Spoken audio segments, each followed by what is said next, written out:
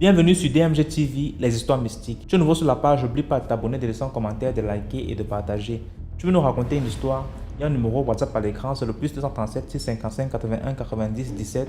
Envoie ton histoire et on va jouer ici sur YouTube. On poste 10 histoires tous les jours sur YouTube à 12h00 sur la chaîne DMG TV. La deuxième chaîne DMG TV, c'est DMG TV Histoire Mystique Exclusive où on poste tous les 15h00 des histoires vraiment à couper le souffle. Donc je t'invite à nous suivre sur les deux chaînes YouTube, sur Facebook et sur TikTok, DMG TV toujours. Ce qu'on fait, c'est pour sensibiliser. N'oubliez pas de laisser un commentaire, un like, un partage pour donner la force à tous ceux qui racontent les histoires au quotidien. Merci beaucoup. Donc écoutons les histoires. Première histoire. Salut DMG. Salut la grande famille DMG. DMG, merci beaucoup pour tout ce que tu fais. Je viens encore raconter une histoire. C'est l'histoire d'un monsieur. Et voilà son histoire. Ses parents se sont mariés très jeunes. Et quand ils se sont mariés, ils avaient du mal à concevoir. Mais ils sont restés ensemble. Et quelques années après, Dieu leur a fait la grâce de l'enfantement. Dieu leur a donné un enfant garçon. Mais cet enfant-là, depuis son bas âge, il était tellement sage, tellement intelligent. Et quand il a commencé à aller à l'école, il était brillant. Il était très intelligent. Il était très brillant dans les études. Pendant les compétitions, il remportait des prix. Pendant les concours également, il remportait des prix. Donc, ses parents sont allés voir un marabout et ils sont allés consulter sur l'avenir de leur enfant. Donc, quand ils sont arrivés, ils ont demandé au marabout, nous sommes là pour voir ce que va devenir notre fils, notre enfant. Et le marabout leur a révélé que leur enfant avait une très grande destinée, que c'est quelqu'un qui allait accomplir de très grandes choses et que le travail qu'il va faire, il le fera pas en Afrique ici, qu'il va exercer ce travail au pays des Blancs. Que quand il sera au pays, ça sera juste pour venir les voir. Et il va accomplir vraiment de grandes choses pour eux, que cet enfant sera leur fierté. Donc, quand il a dit ça au couple, ils ont dit ok, merci. Et puis, ils sont partis à la maison. 3 jours après, ils reviennent voir le marabout. Et ils disent au marabout, nous avons longuement réfléchi, mais nous ne sommes pas d'accord avec ce que vous nous avez dit la fois dernière. Vous savez, on a tellement souffert pour avoir l'enfant. Et maintenant qu'on a eu l'enfant, vous nous dites que l'enfant va aller travailler chez les Blancs. C'est-à-dire qu'il va nous laisser ici. Et nous, on sera seuls ici.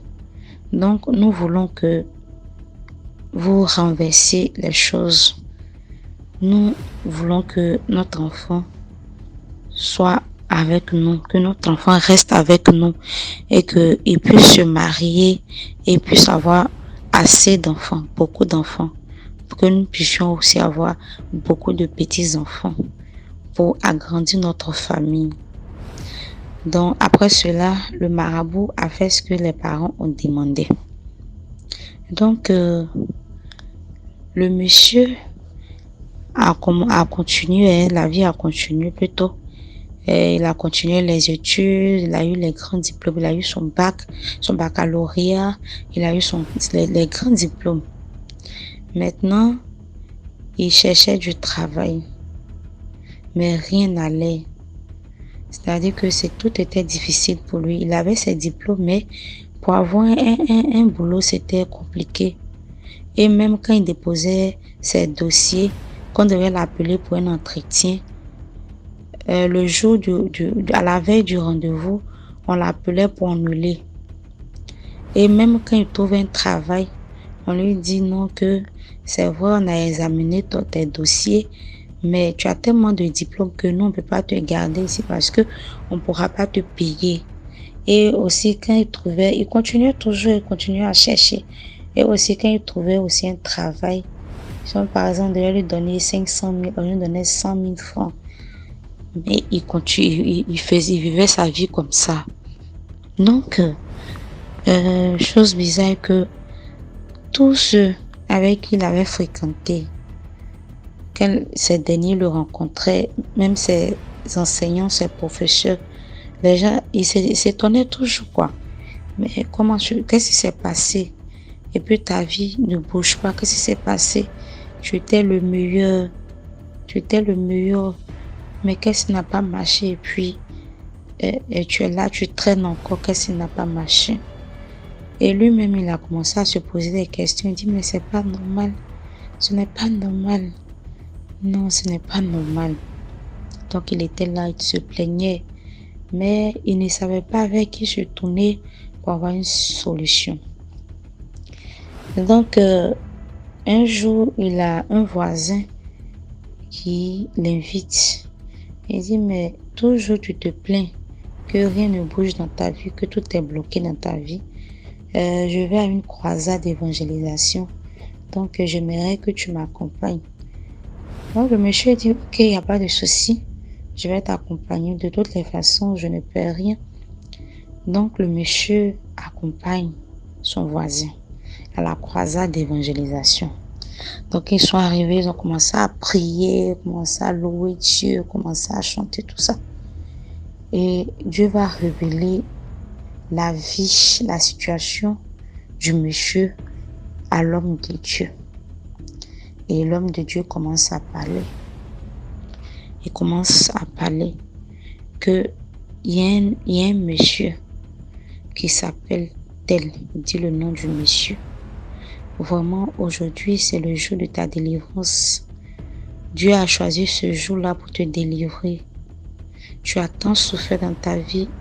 Dieu a décidé aujourd'hui de te décharger de tes fardeaux. Dieu te libère aujourd'hui.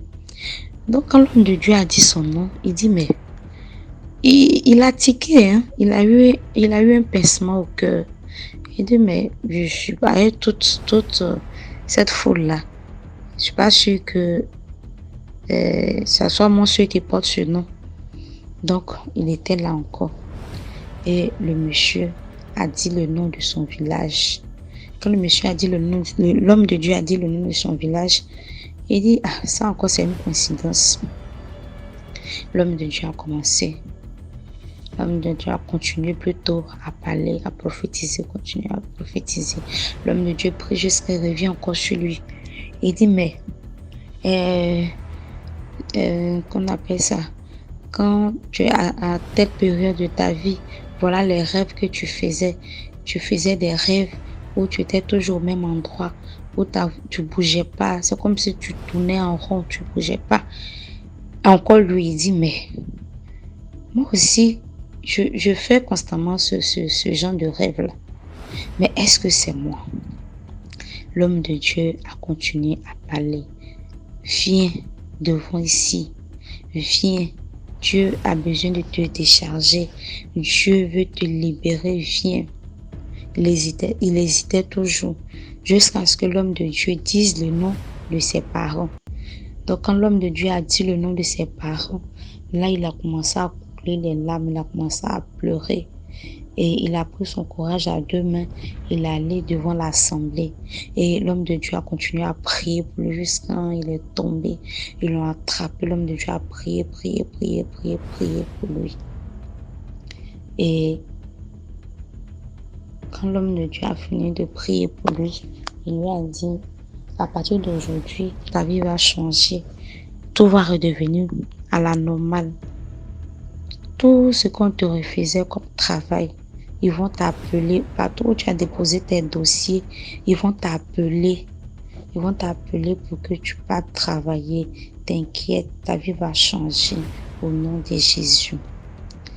Donc, quand au moment les faits se passaient, le monsieur avait environ 50 ans, selon ses dits. Il avait environ 50 ans. Donc j'ai dit, cette histoire m'a tellement touchée. J'ai dit, mais comment on peut mettre un enfant au monde et puis gâcher sa vie comme ça? Comment mettre un enfant au monde et puis hypothéquer son avenir de cette manière? C'est-à-dire que si Dieu passait pas par ce voisin pour conduire le monsieur à conduire le monsieur plutôt à l'église, le monsieur allait rester là et puis mourir avec ces grâces que Dieu avait mis en lui. Vraiment, cette histoire-là, vraiment. Je ne comprends pas jusqu'à présent, je ne comprends pas. Je ne sais pas si c'est la méchanceté ou si c'est l'égoïsme, vraiment, je ne comprends pas. Je demande vraiment de prier. Prions sans cesse, quelle que soit ta religion, confie-toi à Dieu. Prions. Maintenant, je souligne quelque chose. Quand l'homme de Dieu a prié pour le monsieur et il a annoncé à la fin de la croisade, il a annoncé que dans 2 mois ou dans 3 mois, il allait faire autre programme d'évangélisation encore. C'était comme ça chez lui, c'est-à-dire que chaque 2 ou 3 mois, il organise ces moments-là. Donc, 3e mois, quand l'homme de Dieu a organisé encore sa croisade, le monsieur est parti rendre témoignage. Il allait rendre témoignage pour dire que, effectivement, quand il est venu assister à la prière, que Dieu l'a délivré, les portes se sont ouvertes pour lui. Les sociétés, les entreprises l'appelaient de part et d'autre. Et il partait faire les entretiens. Et quand il a fini de faire ses entretiens, là, lui-même, il a choisi le poste que lui-même voulait et on lui a proposé de l'envoyer en Europe. De l'envoyer en Europe pour aller exercer son métier là-bas en Europe. Il était pris en charge par la structure. Donc vraiment, c'était ça mon histoire. C'était vraiment ça mon histoire. Merci beaucoup et à la prochaine. Merci beaucoup pour l'histoire. Maintenant, on passe à la deuxième histoire. Bonsoir TMG, bonsoir la team. C'est ma deuxième fois, c'est mon deuxième histoire. Donc likons, partageons et s'il vous plaît partageons. Je suis TMG TV sur Facebook, TikTok, YouTube. Donc je vais raconter cette histoire vite fait. Et likons s'il vous plaît, partageons. C'est pour sensibiliser vraiment la jeunesse. Donc voilà, à travers l'émission DMG TV, vraiment ça m'a... 2 fois j'ai été épargné de certaines choses. J'ai été épargné de certaines choses 2 fois. Et ma petite soeur aussi, puisque j'ai intégré ma petite soeur dans la team DMG TV. Elle a aussi eu certaines tentations grâce à l'émission DMG TV, je vous le jure. On a été vraiment... On te remercie vraiment DMG. Que Dieu te bénisse, que Dieu continue à te bénir. Donc voilà. Donc, je vais raconter mon histoire. Mon histoire est intégrée dans une autre histoire de ma mère, donc je vais extraire ma part. Et la prochaine fois, je vais raconter pour ma mère. Cette histoire est vraiment très longue pour ma mère, mais ma part est courte. Donc voilà. L'histoire se passe dans un village. Et je suis du Cameroun du Nord. Donc voilà, mon histoire se passe dans un village que je vais taire le nom. Ma mère était malade de la sorcellerie. On l'a ensorcelée, c'est sa propre copine, sa meilleure copine. Voilà. Donc ça c'est une autre histoire. Nous sommes arrivés dans ce village pour se soigner, pour qu'elle se soigne. Et là-bas, il y avait un tas de malades, c'est-à-dire des malades spirituels, quoi. Donc voilà, nous sommes arrivés là-bas. Donc c'était à chaque minuit que le guérisseur appelait malade dont il parlait avec des esprits, donc c'est comme ça. Et il guérissait les malades.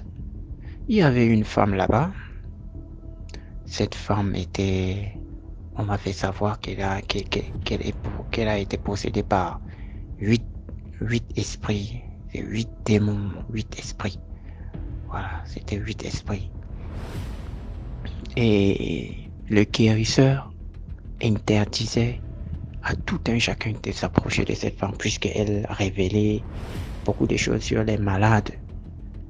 Donc, le guérisseur voulait travailler. Il s'est avéré qu'il voulait travailler avec cette femme. Donc, elle est une médium, quoi. Elle voit des choses. Et moi, quand j'étais arrivé là-bas, j'étais vraiment très gentil avec elle, avec tout le monde. Donc, c'est comme ça que je suis. Et quand je sors, j'ai la canne à sucre, je casse à la dame. Quel que soit ce que je mange, elle est toute seule parce que les gens avaient aussi peur d'elle. Quand elle te fixait du regard comme ça, elle ne cessait pas de river ses yeux ailleurs.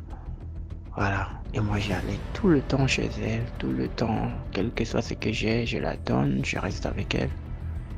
Un temps, je suis allé la voir. Je crois que c'était de l'orange. Je tenais un orange entre mes mains. Alors, je lui ai dit, voilà, tata, je t'ai amené un orange. Elle m'a dit, merci beaucoup. Alors là, je me suis retourné pour partir. Elle m'a appelé. Elle m'a dit, viens ici, mon fils. Et puis, je suis revenu. Elle m'a dit, assieds-toi. Je me suis assise. Elle m'a dit, tu es vraiment très gentil avec moi. Tu es vraiment un garçon très gentil. Voilà pourquoi j'aimerais vraiment te dire certaines choses sur toi. Après, j'ai dit que, ok, tantine, mais qu'est-ce que tu as à me dire? Vas-y, dis-moi. Elle me dit, tu t'appelles tel? J'ai dit, oui, je m'appelle tel.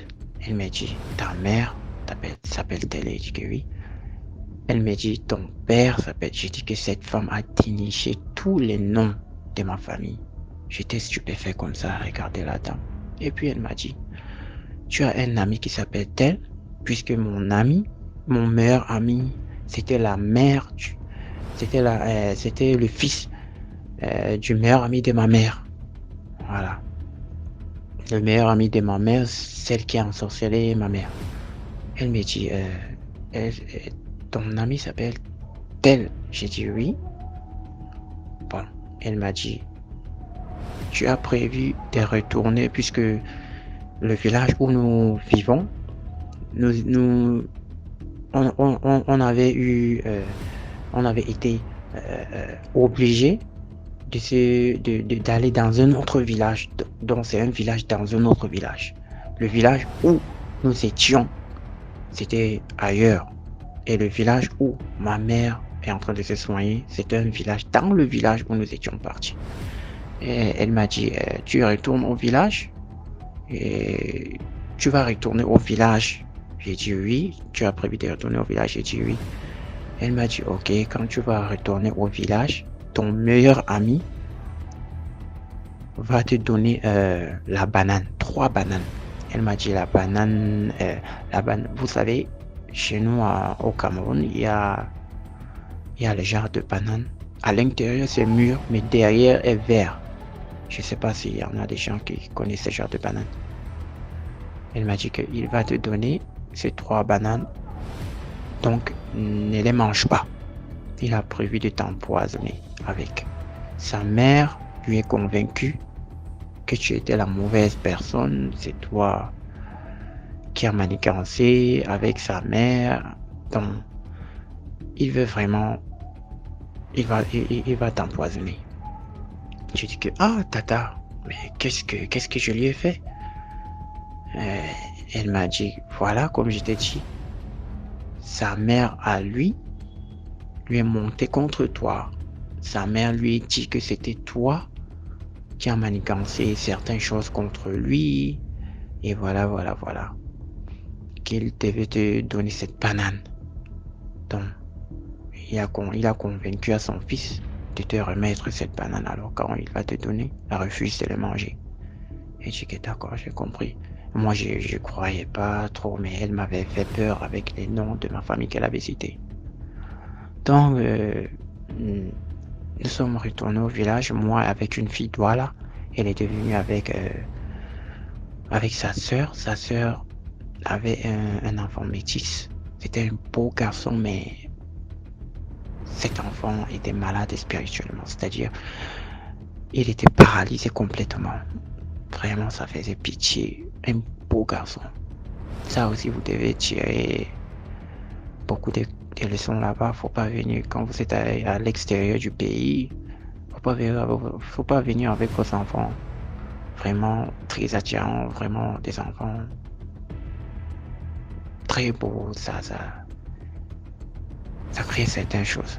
Donc voilà, nous sommes partis, moi et la fille. La petite sœur de la femme qui avait amené son fils pour se faire soigner, sa petite sœur m'a accompagné dans le village pour aller écraser l'arachide. Donc il y avait pas de moulin dans ces villages où nous étions allés pour se faire soigner.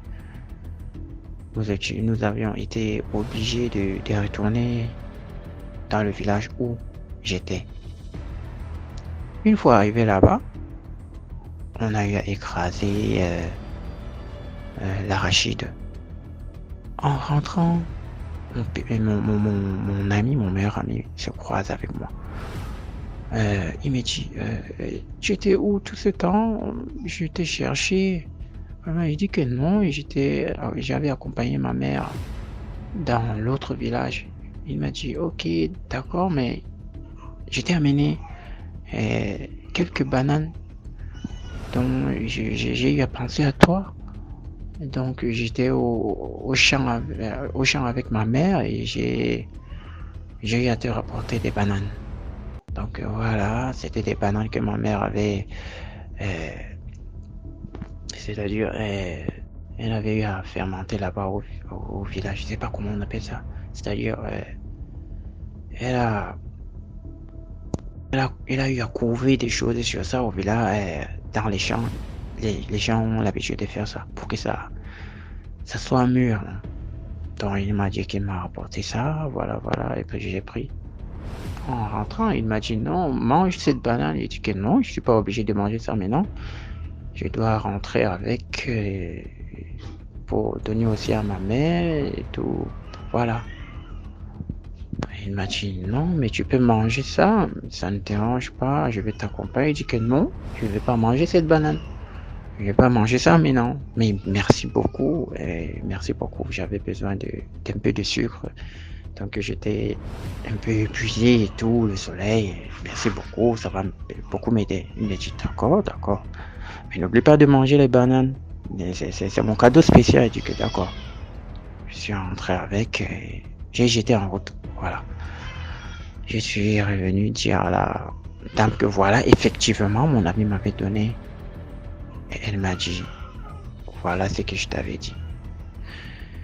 Voilà, mon histoire s'arrête là. La dame elle a beaucoup prédit sur moi, mais juste que je ne crois pas trop. C'est interdit dans ma religion de croire musulman comme chrétien, même dans le christianisme, je crois que c'est interdit de croire aux médiums. Et puis c'est qu'ils voient des choses à l'avenir, il ne faut pas trop les croire, les mettre dans ta vie que c'est eux qui ont la vérité, c'est interdit. Donc je ne croyais pas trop. Elle m'avait dit que j'avais une bonne étoile et tout ça, que je veux. Un jour je veux quitter cet endroit pour aller très loin. Effectivement, j'avais prévu, c'était mon projet et tout ça. Donc voilà. C'était là, mon histoire s'arrête là. J'ai jeté les bananes. Donc la morale de l'histoire c'est quoi? Et juste que soyez gentils avec vos voisins. Soyez vraiment gentils avec vos voisins. Et Voilà, je parle pas de la gentillesse, n'importe comment avec tout le monde, donner l'argent, puisque j'ai entendu dans DMG TV, il y avait une femme qui avait raconté qu'elle avait donné de l'argent à une dame, elle a commencé à suivre la dame et tout ça. Donc voilà, mon histoire s'arrête là. Voilà, merci beaucoup. Merci beaucoup pour l'histoire. Là, maintenant, on passe à la troisième histoire. Bonjour DMG, bonjour la famille. Cette fois-ci, je viens avec, je vais appeler ça séquence de nuit. Les séquences de nuit. Donc, c'est plusieurs séquences, mais qui sont relatives à ce qui se passe dans la nuit quand nous dormons, je me dis. Et je le dis qu'en fait, Dieu a créé la nuit pour nous aider à ne pas voir certaines choses. Parce qu'il y a des choses que si on voit la nuit, parce que si tu sors la nuit, surtout à partir de 22h, je vais même dire 21h, les choses qui se passent là, c'est pas petit à faire. Donc, la première séquence, celle-là, c'est carrément ma camarade de classe, mais mon ancienne camarade de classe, même qui m'a raconté ça. Elle aimait faire le mur le week-end avec ses copines. C'était au Gabon, elle était à Wendy même. Donc, elle aimait faire le mur pour aller en boîte avec ses copines. Donc, elle a dit un jour, elle voulait faire le mur comme ça là. Elle a attendu que tout le monde dorme, tout. Et elle était avec sa soeur. Oui, sa soeur. Et c'était toujours sa soeur avec qui elle aimait faire ce genre de choses. Donc, le premier truc, c'est que elle devait grimper le mur comme d'habitude. Et ce qui se passe, c'est que premièrement, d'abord, ce qu'elle faisait, c'est que du genre, elle aide sa soeur à grimper. Et puis après, elle prend un tonneau d'eau, les gros tonneaux d'eau là. Elle monte dessus et elle grimpe. C'est toujours comme ça qu'elle faisait. Donc, c'est comme ça la première. Elle a laissé sa soeur d'abord derrière et elle était en train d'avancer. Donc, elle se dit, bon, si c'est moi qui monte, si elle m'aide à monter, moi je vais, genre elle va prendre le tonneau pour monter. C'était vice versa. À des moments, c'est elle qui montait premièrement, ou bien c'est ça, ceux qui montaient, qui grimpaient le mur premièrement. Donc, c'est comme ça, genre, elle était là d'abord. Elle attendait sa soeur que sa soeur la rejoigne pour l'aider à grimper.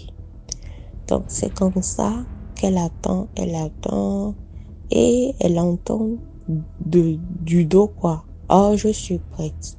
Donne-moi ton pied. Elle aussi, au lieu de regarder derrière, elle prend déjà la position parce que bien sûr, il faut pas trop durer. Il faut vite grimper pour sortir de l'autre côté.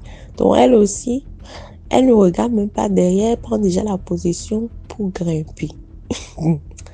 Donc, c'est comme ça que elle prend la main et elle donne pour pouvoir avoir l'élan pour grimper. C'est pour ça quand elle donne la main, elle remarque que la main là n'a pas la main de sa soeur. Que la main là était plus grosse et plus glacée. Ah, la go dit, mais attends, tu as mis ta main dans le frigidaire avant de sortir ou quoi? Donc, elle disait ça, les gens, elle blaguait, puis elle voulait se retourner quand même pour, genre, elles vont éclater de rire ensemble et tout. Ah, quand elle tourne comme ça, c'est son grand-père qui était décédé depuis des années, qu'elle a vu. Et le grand-père maintenant, elle a beaucoup dit. Donc, c'est comme ça que vous vivez ici, hein. La go, elle l'a détalé, elle est rentrée dans la chambre. Elle a même dépassé sa petite soeur. C'est comme ça que sa petite soeur aussi la suit en courant. Parce qu'elle n'a rien compris, elle s'est fait voir la go. Et puis, c'était une vitesse pas possible à laquelle elle a couru pour entrer dans la chambre. Comme ça, elle dit, ah, mais pourquoi tu cours comme ça, là? Elle dit, hey, ce que j'ai vu au dehors, là, à partir d'aujourd'hui, là, on ne fait plus le mur. Pardon. Ce que j'ai vu, là, je ne fais plus le mur. Soit si toi, tu veux faire, faut faire, mais moi, je ne fais plus. Donc, comme ça, elle a raconté l'histoire à sa petite soeur aussi. Elle a dit le jour-là, elles n'ont même pas pu fermer l'œil. Elles avaient peur comme ça, là. Donc, il y a les trucs la nuit. Peut-être que leur grand-père voulait juste les sauver de quelque chose, ou je ne sais pas. Donc, c'est là elle a dit, les morts ne sont pas morts. Bon, ma deuxième séquence, c'est un ami qui... Je pense que c'est une histoire que les gens ont quand même vécu. Certaines personnes ont vécu, je suppose. Il est allé en boîte de nuit avec ses amis et tout, bla bla, ça danse, tout. Et il a rencontré une très jolie fille avec qui il dansait. Mais comme on dit dans les boîtes de nuit, il y a toujours les miroirs et tout. Donc le gars, genre, il cause la go. Oh, donne-moi ton numéro, je te kiffe, je vais apprendre à te connaître, tout. La fille dit, ok, d'accord, je vais te donner ça après, qu'on va danser, bla bla et tout. Donc, à un moment donné, l'un de ses potes qui était assis, parce que en boîte de nuit, c'est pas tout le monde qui va danser. Il y a les gens qui viennent souvent s'asseoir, boire, regarder les gens danser. Donc, il avait l'un de ses potes qui aimait faire ça. Donc, c'est ça que le gars remarque que, en fait, quand son ami danse, il danse seul. Il ne voit pas le reflet de la fille avec qui son ami danse dans le miroir. Il dit, bon, ça c'est bizarre. Il dit, attends, c'est l'alcool que je bois ou bien c'est quoi? Le gars, non, il ouvre encore bien ses yeux. Il dit, moi, attends, je regarde encore bien. Il regarde. Il prend ça. Il prend son téléphone et il ouvre le truc de caméra. Faut pas oublier, je vais vous dire un truc. Les portables, hein. Je sais pas comment les gens là ont créé les portables. Mais les caméras des portables peuvent, comment je vais dire, je sais pas comment on appelle ça, ça peut te montrer la vraie image de quelque chose. C'est à cause de ça que il y a des choses inexplicables qui sont enregistrées sur vidéo, sur les portables à des moments.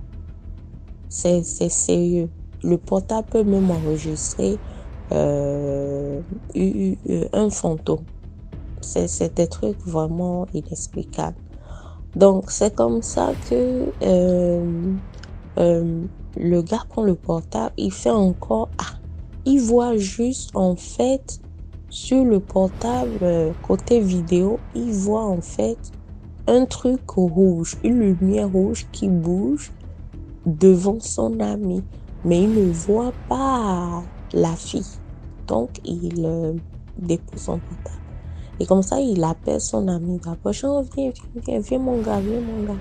Donc, l'ami, il interpelle son ami. Donc, son ami vient et son ami lui dit, c'est quoi? Oh, moi, je suis en train de causer avec la go là. Tu vois comment elle est belle. Oh, la petite est bien foutue là, machin.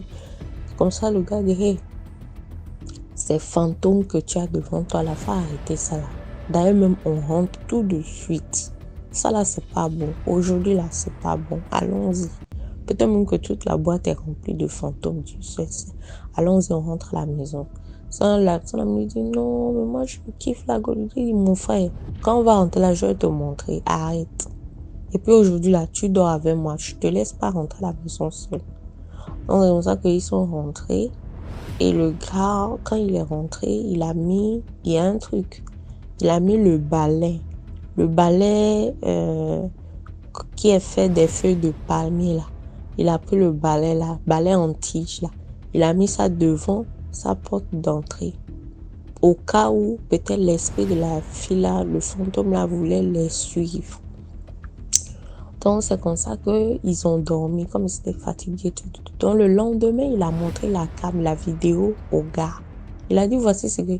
Il dit, c'est quoi la lumière aujourd'hui? C'est ce que ça fait ce que tu dansais. Ça fait ce que tu dansais. Il dit, non, c'est pas vrai. Il dit, je n'arrive pas à croire. Donc depuis ce jour-là, eux-mêmes là, ils ont dit, hey, ils vont plus aller en boîte. ils vont arrêter. Et maintenant, ma troisième séquence, c'est une collègue à moi. Ça s'était passé au Ghana, à Cape Coast. Je ne sais pas s'il y a des gens qui connaissent le Ghana, qui ont entendu parler de Cape Coast. Cape Coast est Elmina Castel. Elle a dit, elle vient de là-bas. Donc, sa maison n'était pas loin de la mer. Elle disait, c'est à peine 5 minutes de marche. Tu es devant la mer. Sa maison était comme ça. Et c'est vrai, j'ai remarqué qu'il y a les maisons qui sont costales là. Elles sont pas trop loin de la mer. En tout cas, au Ghana là-bas, quoi. Si il y a la mer qui est à côté, les maisons sont pas trop loin. Donc, tu peux même voir de loin de ta maison ce qui se passe à la mer. Donc, c'est comme ça qu'elle dit, un soir, elle était sortie avec son fiancé. Et ils sont rentrés tardivement. Donc, le fiancé devait la déposer et puis lui devait rentrer. Donc, c'est comme ça que la go dit, quand le gars la déposait, vous voyez les phares de la voiture, donc les phares de la voiture, la lumière des phares de la voiture projetait sur la mer directement. Parce qu'il y a des phares de voiture qui peuvent vraiment projeter à très loin. Hein. Donc, c'est comme ça que ça projette. Et donc, ça a attiré l'attention aussi. Puisqu'ils étaient en train de discuter un peu là, ça me rachait un peu là avant de se dire au revoir. Donc, ça, ils regardent, ils voient qu'il y a un bus tout blanc. Les petits mini-bus là, tout blanc, qui était garé juste à l'entrée de l'océan, ou bien, je ne sais pas comment dire, sur la plage, ok, sur la plage, mais à l'entrée de l'eau. Et la lumière projetait. Et elle dit, il y avait de belles filles qui sortaient de la mer. Et quand elles sortaient de la mer, elles étaient bien habillées, très bien habillées, et elles rentraient dans le bus en file indienne. Donc, elle et son fiancé ont dit, qu'est-ce qui se passe comme ça là? Mon frère, pardon, faut vite rentrer. Nous là, on n'est pas witness de ça. Donc, elle est rapidement sortie de la voiture, elle est rentrée. Elle a fermé le portail, elle a mis la vitesse pour rentrer dans la maison. Et son fiancé aussi, il a fait marche arrière, là, vite, et puis il est rentré. Donc, le lendemain, ils se sont appelés, quoi. Genre, t'as bien dormi, tout comme ça, ouais. Elle dit, mais qu'est-ce qu'on a vu hier? Elle dit, ça là, les choses de la nuit, faut faire très attention. Les choses de la nuit, faut faire très attention. Ça, il faut faire très attention avec les choses de la nuit. Donc, ils ont déduit qu'en fait, sûrement, c'est des sirènes qui sortaient pour aller sûrement la nuit, genre en boîte de nuit, des trucs comme ça, quoi. Donc, faut faire très attention pour ceux qui sont sortis la nuit, là. Quand tu vois belle femme, là, faut appeler le sang précieux de Jésus. Merci beaucoup, likez, partagez.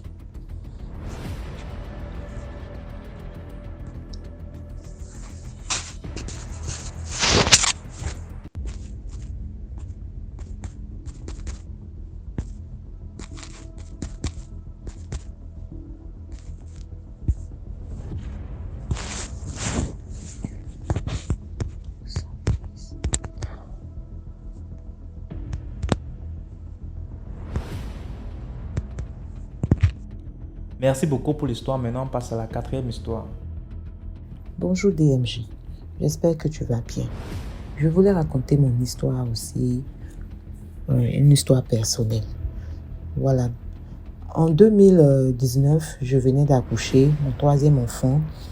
Et comme ça, j'ai demandé à mon mari si je pouvais avoir une de ses nièces pour venir m'aider avec les enfants, comme la dame la nounou que j'avais avec moi ne pouvait pas, avec 3 enfants, les accompagner à l'école, faire à manger à la maison et tout ça. Vraiment, j'ai voulu, envoyer une deuxième personne pour qu'on puisse l'aider, puisque moi, je venais d'accoucher par césarienne. Alors, au début, lui-même, il voulait pas, il n'a pas accepté. Bon, j'étais obligée de négocier. Et par là, il a accepté. Et comme ça, j'ai appelé ma belle-mère pour lui dire si c'était possible, parce que je voulais la petite soeur de mon mari qu'elle vienne à la maison. Et la dame en question, la soeur de mon mari, elle m'a dit que non, puisque leur maman est déjà vieille, donc il faudrait quelqu'un qui puisse rester auprès d'elle pour s'occuper d'elle.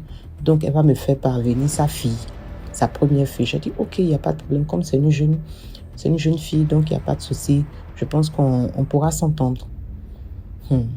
DMG, c'est le malheur que je fais. Ça dit que c'est la porte d'entrée. J'ai ouvert ma porte au sorcier. C'est maintenant mon film va commencer. Quand la petite là est arrivée, ma fille, mon bébé avait 10 mois. Mon bébé avait 10 mois. Elle marchait déjà. Elle marchait et tout ça. Donc, dans les débuts, elle est venue. La première semaine, tout s'est bien passé. La deuxième semaine, je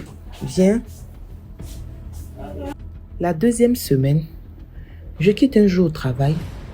Ce jour-là, je suis allée déposer les enfants chez mes parents. Je quitte au travail. Je viens trouver comment on dit ça? Le bébé de 10 mois, je viens trouver que tous ses pieds en bas, c'est comme si elle est tombée dans l'eau chaude. Je ne sais pas comment expliquer. C'est comme si elle est tombée sur une marmite chaude. Vraiment, je n'ai pas compris. Tous ses pieds étaient vraiment gonflés. Comme quand quand on dit quoi, le fer à repasser brûle quelqu'un et puis à un moment, il y a de l'eau de l'eau qui rentre comme ça sur la plaie, ça gonfle. J'ai vu tous les pieds de mon bébé étaient gonflés. J'ai dit, mais ça, c'est quoi ça? Qu'est-ce qui s'est passé? Et on me dit que la petite est tombée sur une marmite chaude. Je dis, mais comment ça? Puisqu'elle vient à peine de marcher, donc vous ne la regardez pas. Et maintenant, on m'explique que elle est en train, elle partait vers la nièce de mon mari en question. Et puis, la fille était assise vers un fourneau. Et puis, il y avait une marmite chaude qui était déposée en bas. Et l'enfant va vers elle. Elle a feinté la petite. Et puis, la petite est partie tomber sur la marmite chaude. Donc, j'ai voulu me plaindre. Ma maman m'a dit non, il faut laisser. Parce que comme elle vient d'arriver, il ne faut pas que ton mari puisse interpréter autrement. Non, j'avais tellement mal parce que je vois un bébé de 10 mois qui ne connaît rien. Voilà, on lui fait du mal comme ça. Donc, j'ai rien dit. Donc, j'ai laissé, j'ai soigné ça. En tout cas, j'ai grondé, je me suis fâchée, j'ai grondé et j'ai laissé passer. Donc, quelques mois après, je vois mon deuxième enfant, c'est-à-dire ma première fille, elle est bizarre, elle a toujours peur. Même pour aller dans les toilettes, maman, accompagne-moi. Je ne peux pas aller seule, je ne veux pas rester seule. C'est-à-dire, elle avait totalement peur. Donc, j'étais là, puis avec mon mari, vraiment, l'atmosphère était devenue difficile à la maison, beaucoup de palabres, les choses se gâtent dans la maison. Je comprenais rien. Mais j'étais là, je dis, bon, je ne sais pas ce que c'est. Entre mon mari et moi, vraiment, on ne voulait même plus se sentir. Et on pensait même au divorce. Plus se sentir dans la maison. On est là, on tourne. Donc, j'étais là, un jour, je dis à mon petit frère, lui, il travaille dans une région. Je lui ai dit, mais vraiment, je ne comprends pas. Je ne sais pas ce qui se passe dans mon foyer. Je ne comprends pas parce que tout est sans dessous. Je ne comprends rien. Je n'ai plus d'argent. Je ne gagne plus d'argent comme avant. Mon mari et moi, vraiment, c'est la guerre. Les enfants sont tout le temps malades. Je ne comprends rien. Donc, il m'a dit, bon, je vais aller consulter pour toi. On verra. Il s'en va. Je lui ai dit, bon, on va consulter pour voir vraiment ce qui ne va pas. Il va y consulter. Il me dit, ma grande soeur, vraiment, il faudrait venir tout de suite. Il faut venir, viens me retrouver où je suis là parce que vraiment, c'est grave. Que pour toi-même là, c'est rien. Mais ce que je viens de voir là, il faut que tu viennes, il faut que tu viennes me rencontrer. Donc, je ne savais pas comment faire. Il me dit, bon, il faut que tu viennes rapidement. Mais avant de venir, il faut que tu viennes avec ta soeur, avec ta fille, ta première fille. Il faut que tu viennes avec elle. C'est-à-dire, c'est le deuxième enfant. Parce que moi, j'ai 3 enfants. Donc, il m'a dit, il faut que tu viennes avec le deuxième enfant rapidement. Je dis, mais qu'est-ce que je fais? Il dit, si tu viens, je vais te dire. Donc, le lendemain, je dis à mon père à son homme qui est décédé maintenant, je lui dis, à cette époque-là, je lui dis, bon, ok, voilà la situation, il faut qu'on parte. Donc, on court, on s'en va où? On me dit que ma fille là, ils ont pris son âme, ils l'ont attachée et ils comptent l'exécuter. Que où elle est là, la petite est vide, elle n'a pas son âme dans son corps. Je dis, mais ça c'est quoi ça? Je dis, mais ça c'est quoi ça? Moi je comprends pas, ça c'est quoi ça? Donc dans ça maintenant, il me dit, monsieur me dit, le monsieur a fait des consultations et puis il me dit, bon, comme pour toi actuellement là, c'est pas ce qui est urgent, c'est la petite qui est urgent. Il faut qu'on puisse ramener la petite dans son corps. Il dit, mais ça peut se faire. Il dit, oui, ça peut se faire. Donc le monsieur a fait certaines choses pour commencer d'abord à les bloquer.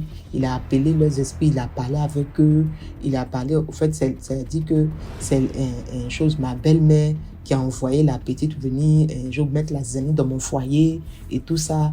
Bon, plein de choses. Donc le monsieur me dit, bon, comme vous êtes venu à 7h, à 13h, 14h là, à l'heure là, je ne peux rien faire parce que il faudrait que ça soit très tôt. C'est-à-dire avant le lever du soleil, c'est là que je pourrais faire le travail et puis récupérer l'âme de la petite pour la ramener. J'ai dit, ok. Mais DMG, quand on va là-bas, c'est-à-dire pour arriver chez le monsieur, d'abord, quand on partait, pour arriver chez le monsieur d'abord, on a eu des obstacles sur la route.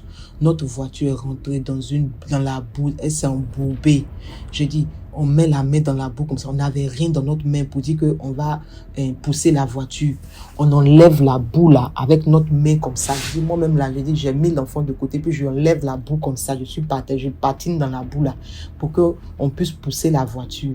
Dans ça, on est en train de parler, voici un monsieur qui vient avec une machette. Il dit, ah vraiment, bonjour monsieur, du pont de notre machette, vous allez nous aider.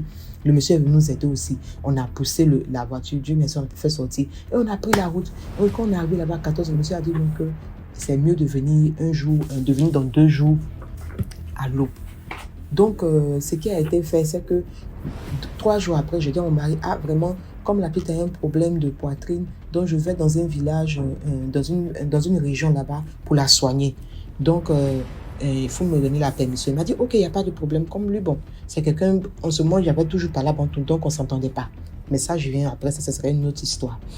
Donc après, j'ai pris l'enfant, 2 jours après, je suis sortie très tôt. Je suis allée chez mon frère, j'ai dormi chez mon frère. Et puis, très tôt, à partir de 4h du matin, nous sommes sortis, on a pris la route pour aller chez le monsieur. Et ce jour-là, je me rappelle, nous étions 4, c'est-à-dire lui, mon frère, une de mes petites sœurs, moi et puis ma fille. D'abord, la nuit même, la petite, on est couché comme ça. Elle veut sortir de la chambre. Elle veut courir pour sortir. Je dis, mais tu vas où? Chaque fois qu'elle veut partir, je l'attrape, je la ramène. Elle est là, elle me dit, c'est comme quelqu'un, elle a affolé. Elle ne sait même pas où elle est.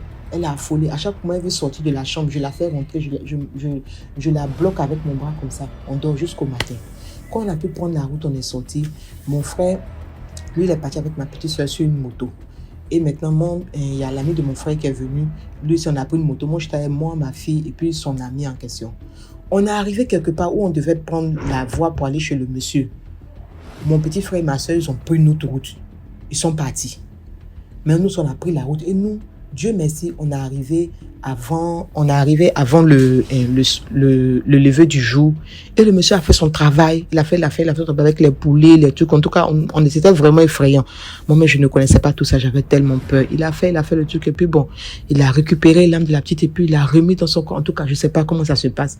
Les mystiques le connaissent. Ils savent comment ça se passe. Et il a refait les trucs. Il a mis et puis il m'a dit que c'est bon maintenant.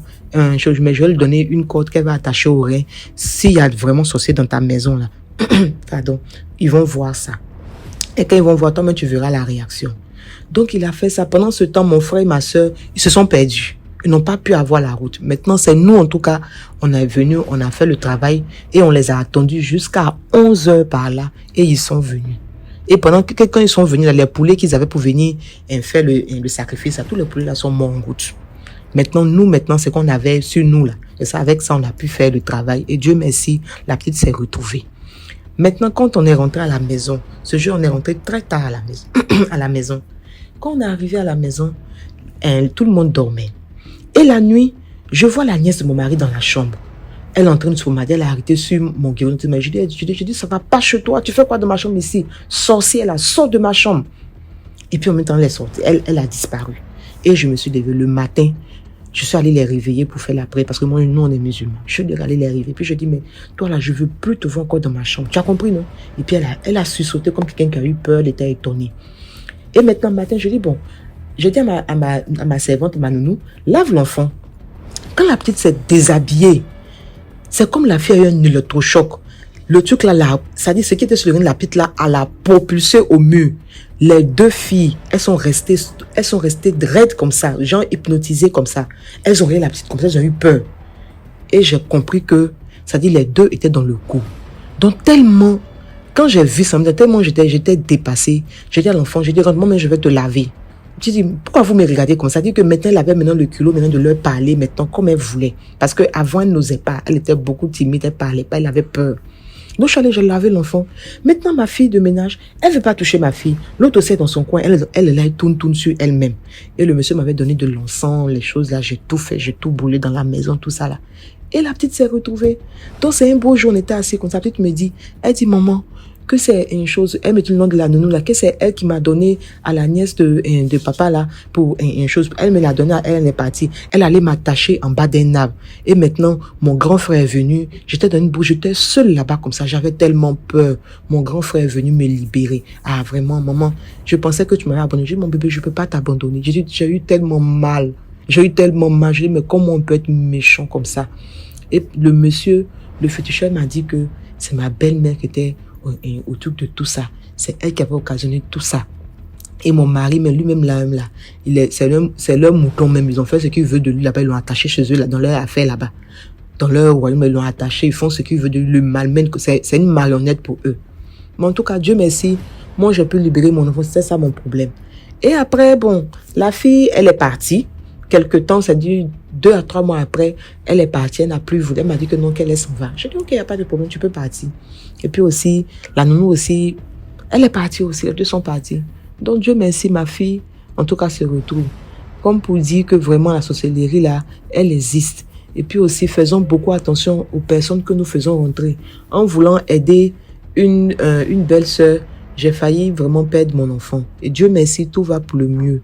Donc, en tout cas, je reviendrai une autre fois pour une histoire avec la séquence de mon mari parce que ça n'a pas été facile aussi de pouvoir vraiment, pour qu'il y ait vraiment la paix dans mon foyer, vraiment, ça n'a pas été facile. En tout cas, merci beaucoup et bonne journée à vous. Merci pour l'histoire. Maintenant, on passe à la 5e histoire. Salut DMG, salut à toute la famille DMG. La famille DMG est vraiment magnifique. Tu as une très bonne famille, tu as une très bonne fanbase DMG. Oui, aujourd'hui, je n'appelle pas particulièrement pour raconter une histoire mystique, mais j'appelle par rapport à un rêve que j'ai fait et c'est un rêve de prémonition pour moi et je voudrais savoir si certaines personnes ont fait ce même rêve. En même temps, je sais que dans ton émission, tu as demandé de ne pas appeler les noms des gens, de ne pas citer, mais je crois que dans mon cas, c'est impératif que je le nomme. Donc, nous sommes aujourd'hui, lundi, le 30 octobre 2023. Avant-hier, samedi, 28 octobre 2023, la planète entière a assisté au combat de Francis Ngannou contre Tyson Fury. Alors, 3 heures avant que le combat n'ait lieu, j'attendais ce combat impatiemment et je me suis allongée sur le lit sans vraiment vouloir dormir, juste une petite sieste d'environ 15 à 30 minutes que je faisais. Et pendant que je dormais, j'ai rêvé en songe que Francis Ngannou avait été assassiné, avait été tué lors du combat par Tyson Fury. Et je me suis réveillée toute anxieuse, toute paniquée. Et j'étais vraiment paniquée. J'ai commencé à pleurer. Et je ressentais la sensation que j'avais eue quand le footballeur camerounais Marc-Vivien Foé, quand il était décédé en plein stade. Donc j'avais cette même sensation. Mais là, j'ai tellement pleuré, j'ai tellement paniqué. J'en ai parlé à mon mari. Bon, vous savez, les hommes, vous êtes souvent très sceptiques à ce qu'on peut vous dire. Et mon mari a dit, ah, laisse ça, rien ne va arriver. Bon, j'ai insisté, il me dit, je te dis, je lui dis, je te dis, tu sais, lorsque moi je fais souvent ce genre de songe, moi je suis sûre que c'est un truc qui va arriver. Bon, j'ai vu qu'il n'a pas voulu vraiment m'écouter, alors qu'est-ce que j'ai fait? Je me suis mise à prier. J'ai commencé à prier, à invoquer le Seigneur, à prier les anges de protéger Francis Ngannou pendant le combat et tout. Alors, lors du combat arrive, nous nous asseyons devant la télévision, on regarde. Avant que le combat ne commence, moi j'ai observé tous les cérémonies qu'il y avait avant et tout ce qui allait avec. Mais dès que le combat était sur le point de commencer, j'ai encore engagé une autre prière où je me suis mise à prier. Et quand j'observais le combat, je vous assure que mon esprit était plus porté par le fait que Ganou sorte de ce combat vivant par rapport même à gagner le combat. De toutes les façons, on connaît tous comment le combat s'est passé, tout le monde a vu ce qui s'est passé. Et puis bon, la journée de samedi est passée. Dimanche matin, pendant que j'étais en train de regarder tous les commentaires qui se passaient sur les réseaux sociaux, sur le fait que Francis Ngannou a gagné et puis on a donné le trophée à Fury, je tombe sur une dame qui est une prophétesse et elle annonce que vous êtes en train de pleurer que Francis Ngannou a perdu. On ne lui a pas remis le trophée, mais sachez qu'il a gagné. Il était prévu que Francis Ngannou soit assassiné pendant le combat. Maintenant, elle explique comment il devait être assassiné. Elle dit qu'il devait être assassiné parce que les gens des loges devaient lui insuffler un souffle négatif qui allait l'affaiblir et Fury allait profiter pour l'assassiner. Et donc, lorsqu'elle dit ça, la chair de poule m'attrape parce que je ressens ce que j'ai eu donc à rêver la veille et que je parlais à mon mari négligé. Donc, quand j'écoutais la prophétesse, j'ai eu à mettre mon téléphone sur haut-parleur. Lui également écoutait. Et elle était en train de dire qu'elle également, lorsqu'elle a eu cette vision, elle s'est mise à faire des prières. Et apparemment, elle dit également que beaucoup d'autres personnes ont eu la même vision et ont aussi fait des prières. Bon, maintenant, moi qui n'ai pas envie de juste me limiter à ça, parce que c'est vrai que moi aussi, parfois, je suis un peu sceptique, je voudrais savoir si parmi tes auditeurs, il y a quelqu'un qui peut me dire s'il a également eu cette sensation ou bien il a aussi eu ce rêve prémonitoire ou aussi il a eu cette révélation avant le combat de Francis Ngannou. Je ne voudrais pas, je n'ai pas envie d'avoir l'impression que peut-être comme on définit ça en philosophie que le rêve, c'est souvent le fait de penser trop à quelque chose qui peut provoquer ça. Parce que je sais généralement, lorsque je fais des petites siestes en journée surtout, parce que moi, je vis aux États-Unis et avec le décalage horaire, à l'heure où je faisais le rêve, il était 15 heures.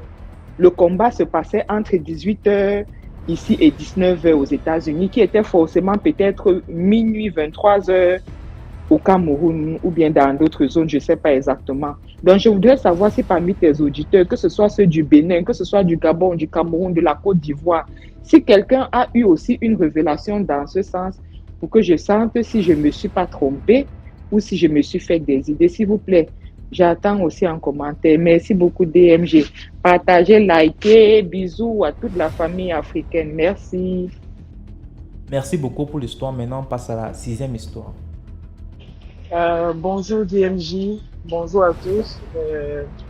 Je viens de vous découvrir sur YouTube. J'ai pris le temps d'écouter quelques vidéos et vraiment, c'est des histoires qui m'ont beaucoup fait dire, m'ont ouvert les yeux sur beaucoup de choses. Voilà.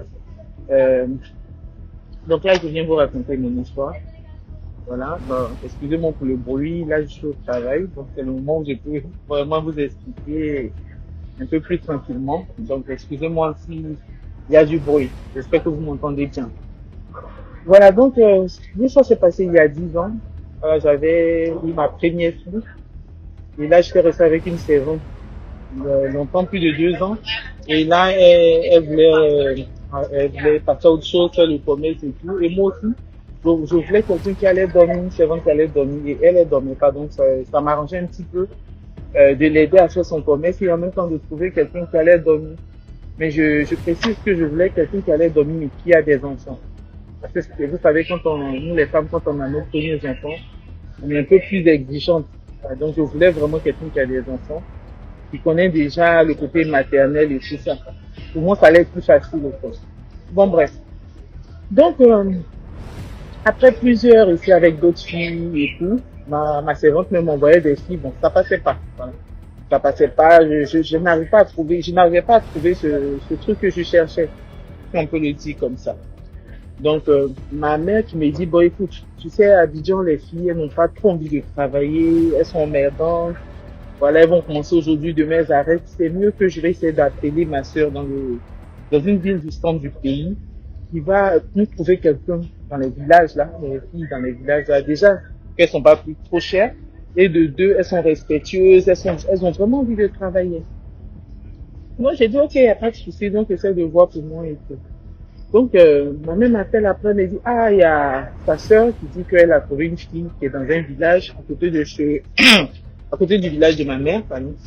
Donc, la femme, c'est une femme, elle a déjà, je crois, 3 enfants, elle avait déjà 3 enfants. Donc, ma mère m'a dit, bon, voilà, la femme, vraiment, elle a été abandonnée par son mari, elle n'arrive pas à nourrir ses enfants, elle a vraiment envie de travailler et tout ça. Et voilà. J'ai dit, bon, ok, moi, ça me dérange pas, il n'y a pas de souci. Il n'y a pas de souci, et c'est ça aussi, je vais dire, c'est aussi une occasion d'aider quelqu'un. Donc, moi, je dis, il n'y a pas de souci, je la veux. Donc, on lui fait parvenir le transport, c'est-à-dire l'argent, et elle prend le car, elle vient. Donc, moi, ma descente du boulot, ma mère me dit, bon, elle est là, viens la chercher. Je prends ma servante et mon bébé, on va récupérer la fille. Je vous jure que lorsqu'on est arrivé chez ma mère, quand j'ai vu cette fille, j'ai eu un pressentiment qui n'était pas clair. Voilà, ma mère, c'est quelqu'un qui prie beaucoup. Moi, je peux dire, bon, je prie pas assez, je suis pas quelqu'un de prière, mais bon, je crois vraiment en Jésus-Christ. Mais je veux dire, je suis pas assidu dans la chose. C'est ma mère qui prie beaucoup plus. Et moi, j'avais senti ce truc-là. Et la fille, elle a eu un regard, elle m'a lancé un regard. Elle se sourit, elle souriait pas. Elle avait les yeux rouges. Vous voyez les gens qui ont le blanc de leurs yeux qui sont rouges. Elle avait les yeux rouges. Et ses cheveux étaient comme si on avait versé la poussière dessus. Une femme vraiment sale, parce que j'ai pas dit une fille, c'était pas une jeune fille. Elle avait, je crois, plus de la trentaine et tout. Donc une femme qui était pas propre du tout. Donc je me suis dit, bon, en même temps, elle vient d'où? Elle vient du village, elle n'a pas les moyens, donc... Bon, bref, j'ai mis ça sur le fait du fait qu'elle n'avait pas les moyens. Donc on arrive, chez ma maman, il y a un peu souvent des gens du monde, un peu de monde, donc on s'affine, on cause. C'est vraiment un moment où tout le monde se retrouve parce qu'elle n'habite pas loin de chez moi, ma maman. Donc souvent, on se retrouve là-bas avec les soeurs, les cousines, et puis on rit. Donc tout le monde parlait, ça riait, mais cette fille-là, il n'y a pas eu un moment où elle a souri, ou bien elle a ri. Je l'observais du coin de l'œil, elle ne riait pas. Bon, je dis, bon, après, je ne vais pas exagérer encore, on m'a fait venir une fille de loin, je peux encore venir me mettre à voir ce genre de situation et tout. Donc, je laisse tomber. Et ma mère lui dit, mais attends, tu es venu recevoir un enfant. L'enfant est là avec sa maman. Il n'y a pas un moment où tu allais prendre l'enfant. Va prendre au moins l'enfant dans la main de l'autre fille pour commencer à t'habituer à l'enfant. Et elle se lève, elle va récupérer ma fille. Je vous jure que ma fille, c'est quelqu'un qui pleurait pas. Elle avait, je crois, 5 à 6 mois. Elle pleurait pas. C'est un enfant qui n'en m'aidait pas. Mais dès que cette fille-là a pris mon enfant pour la mettre sur son genou, parce que ma fille, je l'avais baptisée à sa naissance, elle s'appelle Marie et tout. Dès que cette fille a pris ma fille dans ses mains, je vous dis, ma fille s'est mise à pleurer. Tout le monde était choqué. Je dis, oh, depuis quand il a pleuré comme ça? Pleurer. Donc, on a récupéré l'enfant. J'ai mis sur le fait du fait qu'elle était nouvelle. Donc, on a laissé tomber. Après ça, on rentre à la maison avec la servante. Cette nuit-là, d'abord, j'ai dit à la fille, bon, avec tes cheveux, laisse-moi défaire tes cheveux. Demain, tu vas aller dans le salon à côté, ils vont te laver les cheveux. Moi-même, je vais te tresser. Elle me dit, ok. J'ai dit, on est arrivé à la maison. Cette nuit-là, ma fille n'a pas dormi. De 21h à 5h du matin, mon mari et moi, on était sur qui. Elle pleure, elle fait la fièvre, elle pleure, elle fait la fièvre. Mon mari, on lui donne les médicaments de fièvre, ça ne calme pas, elle pleure. La servante est couchée dans la chambre à côté, elle ne se réveille pas. Elle ne sort même pas venir voir qu'est-ce qui se passe. On est dans le salon, tout, jusqu'à ce qu'on aille à l'hôpital avec la petite. Ils ont pu la calmer, on est revenu. Le même soir encore, ma fille a fait le même scénario. Jusqu'à 5h du matin encore. Je dis, mais c'est quoi ça? Elle pleure qu'elle fait la fièvre. On me fait des piqûres dans les cuisses, même à l'hôpital et tout ça. On va, elle revient. Et quand elle nous voit le matin venir cette servante, pendant qu'elle fait le ménage, quand on revient vers 7h, 8h, elle ne nous demande même pas tant la petite à quoi. Hier nuit, je vous ai entendu, qu'est-ce qui se passe? Mais rien de ça. Donc, le 2e jour, quand ma fille a fait ça, dans la journée du 3e jour, je me suis levé, j'ai dit, bon, cette fille-là, je pense que déjà, mais elle sourit pas, elle s'occupe pas de mon enfant, elle prend pas mon enfant dans ses bras et tout. À quoi sert que je vais la prendre? Ah, mais c'est pas vraiment. Donc, je lui ai dit, bon, écoute, cette fille-là, je vais la laisser. Je rentre dans la douche me laver, je lui ai pas encore dit que je vais la laisser. Je rentre dans la douche, je vais me laver. Au moment où je suis en train de prendre ma douche, je vous dis que tout la pompe, j'ai senti comme quelqu'un qui a pris au genou qui me tapait dans mon bas-ventre. Je vous dis, la douleur, je l'ai ressentie physiquement. Je suis allée en arrière, j'ai eu l'impression même de tomber. J'ai eu mal, j'ai crié sous la douche. J'ai dit, c'est quelle douleur ça? Au moment où je lève les yeux, c'est le visage de la fille qui apparaît devant moi. Comme si Dieu me disait, c'est cette fille-là qui venait de me faire ce coup là dans le bas. Je suis sortie de la douche, je me suis préparée, je suis sortie. Je dis, ben écoute, tu sais quoi? Demain tu vas rentrer. Hein, demain j'ai trouvé le coup, tu vas rentrer. Voilà. Parce que je sens que t'as pas trop envie de travailler. Et puis bon voilà, moi je peux pas travailler avec quelqu'un qui ne peut pas partir, parle pas avec moi, qui sourit pas et tout. Vraiment et tout. Elle me dit, j'ai fait quoi et puis je vais partir. Avec un air hautain, façon. Je dis non, que je dis que ça passe pas et tout. Elle me dit, bon, ok, si tu veux que, c'est ça qu'elle me parle, hein, en anglais, en maternelle. Si tu veux que je parte, faut venir me tresser les cheveux que tu as défaits. Je dis, te tresser les cheveux la nuit, là, parce qu'on était à la 3e nuit. Elle dit, oui, si tu tresses pas mes cheveux, je ne sors pas d'ici.